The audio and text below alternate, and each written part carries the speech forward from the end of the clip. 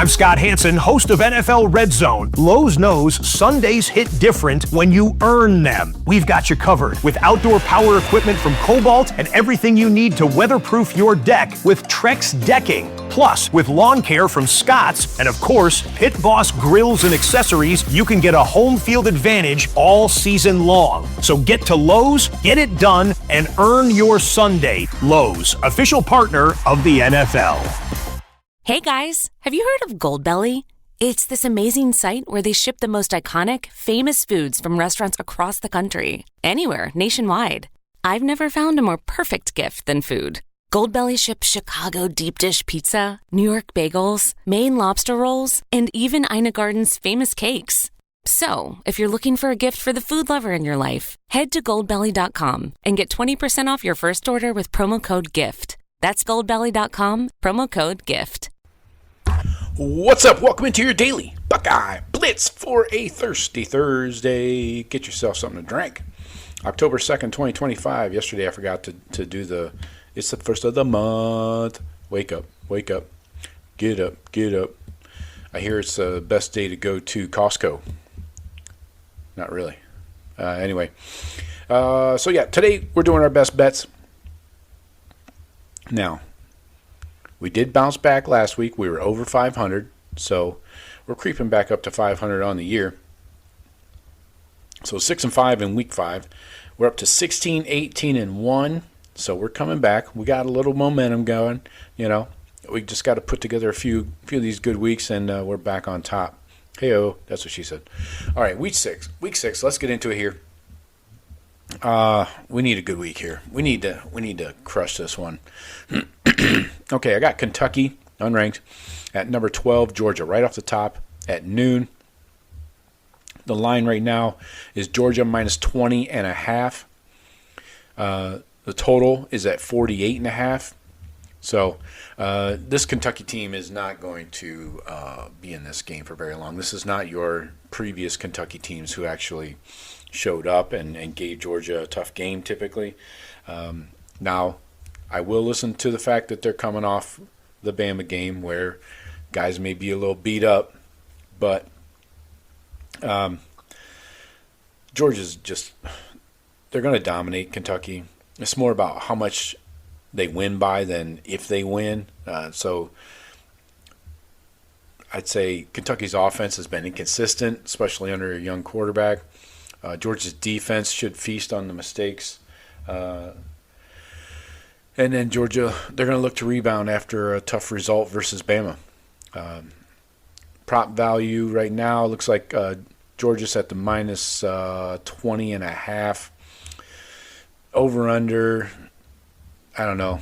There is the potential for a blowout. I'm taking Georgia by 20.5.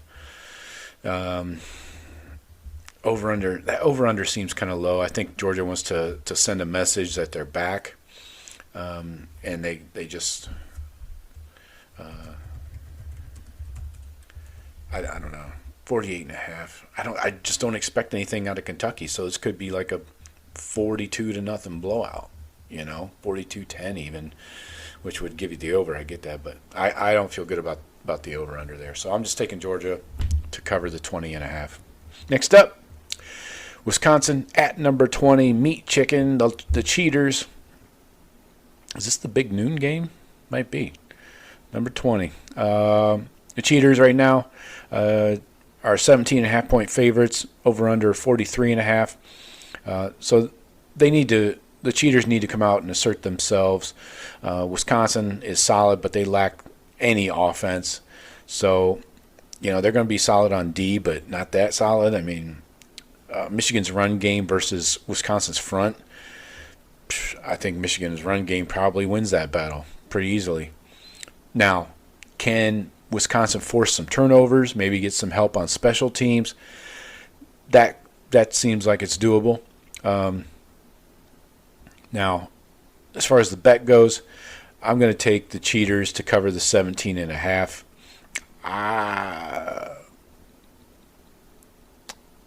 I'm going to go under the 43.5. I don't think these two offenses are going to put up much in the way of points. Even if it does get out of hand, this could still be the Cheaters winning like 39-7 or 30, not even that, like 39-0. So I'm going to take the Cheaters minus 17.5. I'm not concerned about the hook on the end of that one. Next up, I got Penn State, number 7 in the country. After taking one in the sack, Drew Aller and the boys, they're going out to UCLA. So this is a 3:30 game local time, so that'll be like a noon kick for them. Oh, wait, no, that's 3:30 Eastern. So, yeah, it'll be a noon kick for them. Penn State favored by 25.5. Now, we know UCLA has basically fired their entire staff, just kind of one by one, walking guys off the plank. The over-under, though, is 49.5. 25.5 is an odd number. But UCLA's 0-4. But with an interim head coach who probably won't be back, I don't know. Penn State's defense will travel, but they did have a sledgehammer game last week, plus double overtime. The travel, we talked about that stat. Teams traveling more than 2 time zones in the Big Ten over the last 2 years are 10 and 19. Well, Oregon just beat Penn State, so that'd make it 11. 11 and 20 because USC lost at Illinois. So just added 1 to each side there. How much pressure can Penn State's pass rush get on Nico? Nico's a baller, kind of, but he has no weapons around him. Penn State's offense versus UCLA's run defense seems like it could be a problem. I'm taking Penn State in this one, minus the 25.5. I think they probably win going away. Maybe it's close through 3 quarters, and then Franklin leaves the starters in for the 4th, and they cover the 25.5. Next up, I got Texas at Florida, 3:30 Eastern. Texas minus 6.5. That seems a little low for a number 9 ranked team in the country to go up against an unranked team. Over/under is 41.5. Florida's been piss poor the last few weeks. Texas wants to prove it belongs in the SEC, and they're about to run things. You got the Texas ground game. That running game is probably the advantage. But Florida's secondary does like to give up plays. So if Arch can get the ball out to the receivers, there's probably some holes back there in that swamp, in that swampy defense, swamp-ass defense. So I'm taking Texas, minus 6.5, a touchdown easy. I think that's easy. Again, this is another game. Is DJ Lagway going to show up and throw 5 picks, or is he going to throw just 2 and maybe a couple touchdowns? Who knows? I don't think that Texas defense is going to give up much. So I'll take Texas minus the 6.5. Number 16 Vanderbilt at number 10 Alabama. Bama favored by 10.5. Total of 56.5. A little high. You're a little high. Vanderbilt's undefeated. They're confident. DJ Pavia, whatever his name is, they're stepping into the Lions' den. Bama's got some momentum going. Just beat Georgia. So can Vanderbilt keep it close early? Maybe they limit possessions like a lot of teams try to do to Ohio State. Let that clock spin.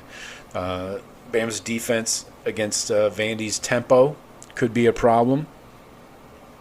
Something to watch for.